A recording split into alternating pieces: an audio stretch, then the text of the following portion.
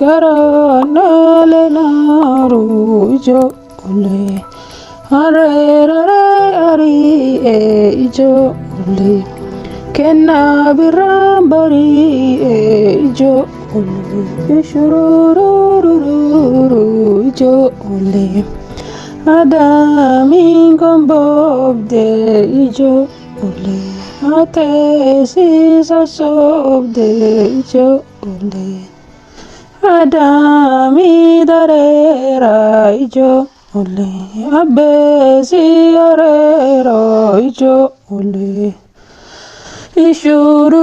ishururururu ijoollee ijoollummaa maboota ijoollee yoo guddaate ngoomta ijoollee ijoollee ijoollee ijoollee ijoollee yoraaru ijoollee ansi dhalee hinaaru ijoollee Ambar yoo warra na ye yee haadha kennaa abbaa kennaa kiyyaa galtanii akkam nagaa jirtanii nagaa akkam fayyaa qabdu fayyaaleeyyii mara nagaa fayya isin fayyama hafinaa guutuu guutu isin guutu kabattanii kabannaan afannaa battaniisi saa namni waatii maatiin isin nagaa naga keessan nagaa qeereen isin nagaa naga fayyumaa isin homaan jennu galanni isaan badinii majajjabaanna barana homaan jennu akka gaarii jirra fakkaannaa isinoo atta jirtan rabbiin galanni haa ga'u nullee nagaa midhaan illee bareeda jira horii illee aanani bareeda jira rabbiin galanni haa ga'u dhugaa keessan daa'imni rafeera ammumaan tana ben harkatti on bobboo'ee amma tana rafee ammisa sossobaara yoo amma sossobaara seenten anillee amma xiqqoo qara yeroo gara feesbuukii jiru san dudda kana na caccabsee mataa kana na muree luka na nyaate anaa nyaatu qufaan tokkollee akka malee na qufaasisa dudda kiyya kanallee yeroo tokko na nyaata anaa nyaatu amma haga gara yuutuubii as deebi'e kana waa naa cabeera Ashu. yoo xiqqoo sanuu namni sabiskiraayibii fa'aa naa godhu ka dudda na waraanu sun oma san ganna dhiisa Ashu. yoo gariin sabiskiraayibii makanallee godhuu dadhabee laayikii malata akkana jirtu san gannaa tuqullee haadha kennaatii yaa rabbi sitti fidin akka itti gabnaa jedhu yoo sanumallee godhuu didanii sheerii godhan rabbi sitti fidin nagaan lufe mataan kiyya bowwuun na dhiisee dudda kanallee kana hooqu waa martiin irraa cabee nagaan lufa abboo rabbiin galannee haa ga'u isinoo atta jirtan naga qabna alhamdulillah rabbiin galannee haa ga'u fayya akkana nu yaalee nu fayyisee akkana teessisee nu haasofsiisu kana abbaa kennaa kiyya odomaa qaatu afaanis si qaba daa'ima kanan harka dakute mita akkattiin raffisa as kennadha kottaa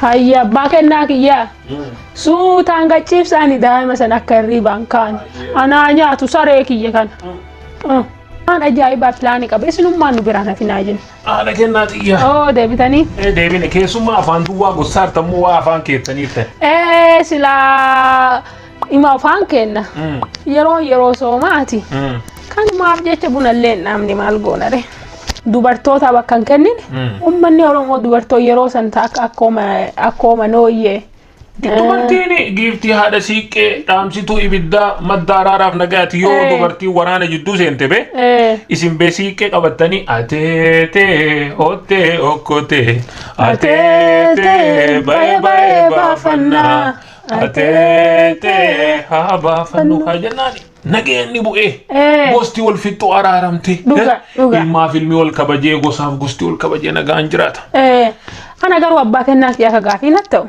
ummanni oromoo kan yeroo san dubartootaaf akka akkasii qabu hadhammoo iyyuu sadarkaa kana yoo laalle yeroo amma ganaa ummati yeroo san bakka akkasii dubartootaan qabnee iyyuu nu dhaqqabee nu dura tareetti maal taanee of duuba deebinee nu amma dubartii akkasitti bakka hin kennineef. Sunillee dhugaa beekaa namni jalqaba waa beeku ummanni keenya aadaa isaa safuu isaa kana nafxanyaan waggaa 100 isa gabroomse gaafa ummanni keenya aanolee irra wareegamu qubaan bullamu lubaan bulla jennaan qubaan hin bullu lubaan bulla jedhaniiti lubbuun ummata sanii kabade dhugaa keeti har'a nullee aanolee jennee falmanna garuu waan isaan kalee qabsaanii du'aniif san lubaan buluu san namni quba qabu hin jiru. Daawwattoota keenya akkuma haati kennaa jedhan amma qajeelumatti gara waan ummata Oromoo kana beektuu ka jedhu barreeffama gabaabaa wayii isin dhiyeessina. Turtiin keessan nu wajjin haa ta'u. Isatti aansinee immoo jecha gootota Oromoo yookiin hayyoota Oromoo babbareedaa isin dhiyeessina. Sagantaa keenya kana isin dhiyeessinee hanga deebinutti. Nagaa fayyaan gammachuuf badhaadha. Qarooma ummataa Awurooppaatiif ummanni Jarmanii bu'uura jedhanii barreessu warri Jarmanootaa akkasumas qarooma ummataa Afrikaatiif ummanni Oromoo ummata bu'uuraati jedhu kana beektuu laata.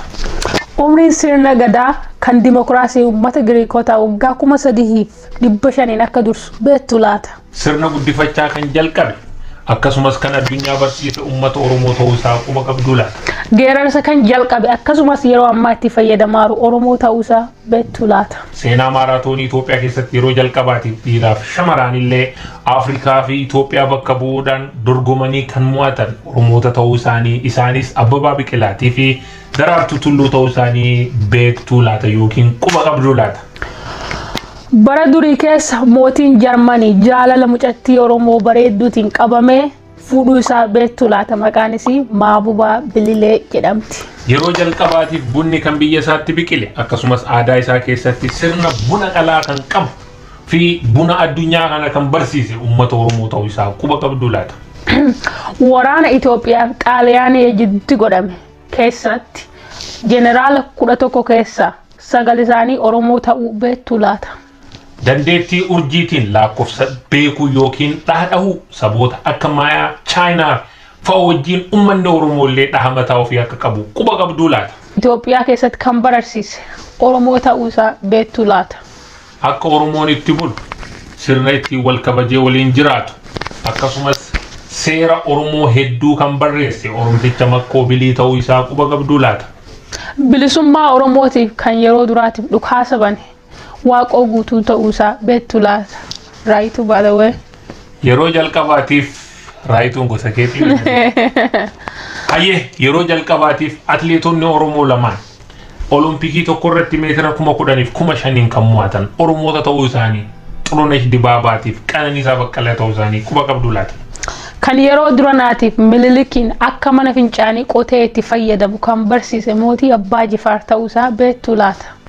Hayyee daawwattoota keenya waa'ee Oromoo yoo kana isiniin jenne sagantaa keenya kan guyyaa har'aa hibboo isinitti hibbifachuudhaan walii hibbifadhee sooretti irra deemuudhaan xumuruuf deemna.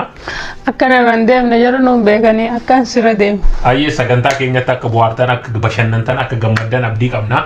Namoonni iddoo garaagaraatii nu daawwatartan yaada nu kennuu barbaadan qeeqa yoo qabaattan akkasumas waan kana irratti illee yoo hojjettan jettanii odeeffannoo namoonni nu kennuu barbaadan gama Feesbuukiin tuyyuu nu qunnamuu danda'ani. Gama Feesbuukiitiin, Waatsaappiitiin, Imo, Viber, Twitter, YouTube illee email adreesii kennaa illee nu qunnamuu dandeettanii.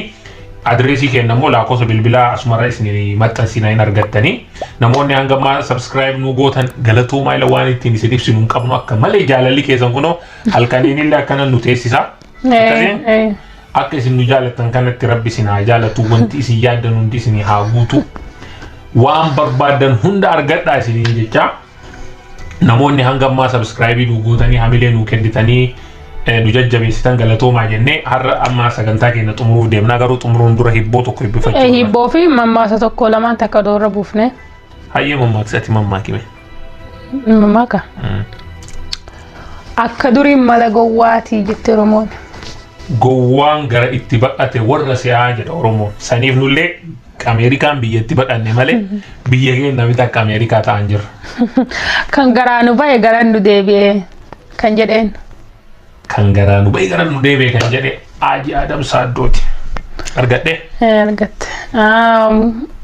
Gowwaa horaqannee waan qabe gadi hin dhiisuu jedhan. Dhugaa. Gowwaa kana garuu mammaaksa itti baay'isanii. Haati raafuu guurti. Intalti bitaa mirgoo taalti beekinaa. Haati raafuu qorattu. Maaliif?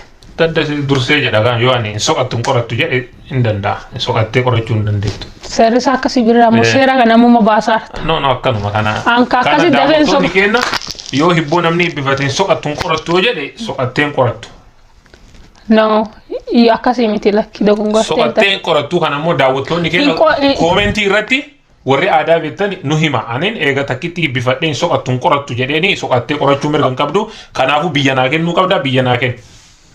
Akkamitti odoon qoranne akkamitti odoon soqanne ol ka'ee biyya sii kenna. Hayyee soqadhu.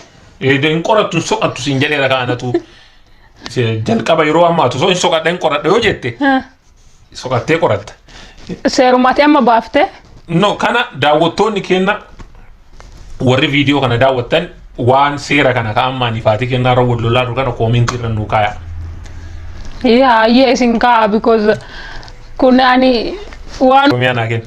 Kooriyaa fudhadhu. Saawuziif noorzii keessaa filadhu fudhadhu. Ayyee Kooriyaa iyyuu fudhadhe nagaan. Nukuliir weapon achi dhukkee sitti baaftu. Kooriyaatii yanatti hugadhu. Mana qaalluu sadee tubaa sibiilaa qabadhe naa raasuu nan deettu.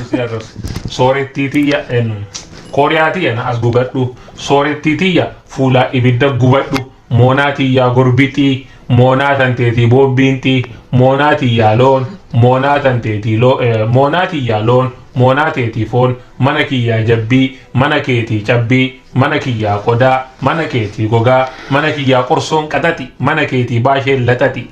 Mana kiyyaa midhaan. Mana keetii bishaan. Oowwa bu'i. Oo'ii du'i. Harcee sibadhu. Laphee himadhu. Siree jalaa taffisi. Reeffa bachoo laaffisi. Siree jala ciisi. Dhuufuu gadi dhiisi. Gufuu karaa gufadhu. Bayaagala mufadhu. Yoo ani gaangee maxaabirrii yaabbadhee shallisu ati harreerraa yaabbattee na jala kuskus jetta.